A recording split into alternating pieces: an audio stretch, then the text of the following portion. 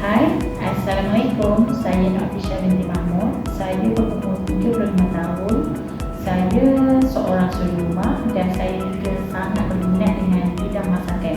Oleh itu, saya menyertai program Mahir Masak di Nadi Taman Harmoni. Saya menyertai program ini kerana saya sangat minat dengan bidang masakan dan saya ingin mengetahui teknik-teknik, tips dan cara penyediaan makanan yang lebih efisien. Sepanjang program ini berlangsung, saya mempelajari berbagai resepi seperti pizza, donat, biskut dan cara penyediaan minuman. Saya juga mempelajari cara menggunakan peralatan seperti induction cooker, cara menggunakan oven, menggunakan suhu yang sesuai dalam setiap masakan berbeza, dan sukatan-sukatan yang sangat penting.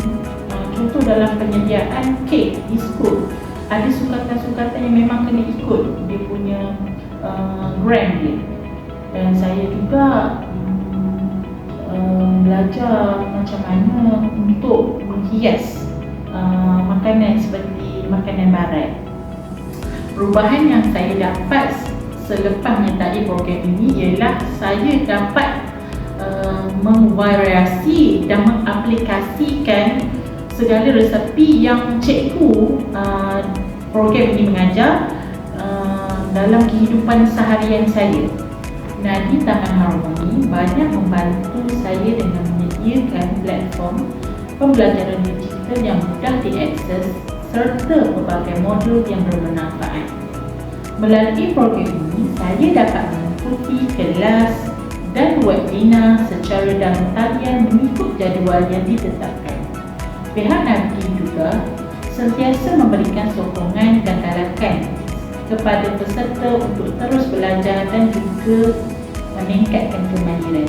Ini memberi motivasi kepada saya untuk terus menambah ilmu dalam bidang yang saya minati. Saya juga bercadang untuk menjadikan bidang makanan sebagai salah satu sumber pendapatan yang lebih stabil pada masa hadapan.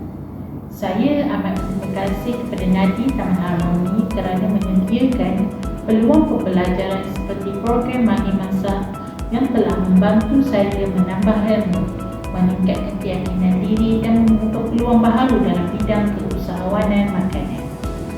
Saya mengucapkan ribuan terima kasih kepada Nadi Taman Harmoni kerana telah menyediakan platform program Mahir Masak di Nadi.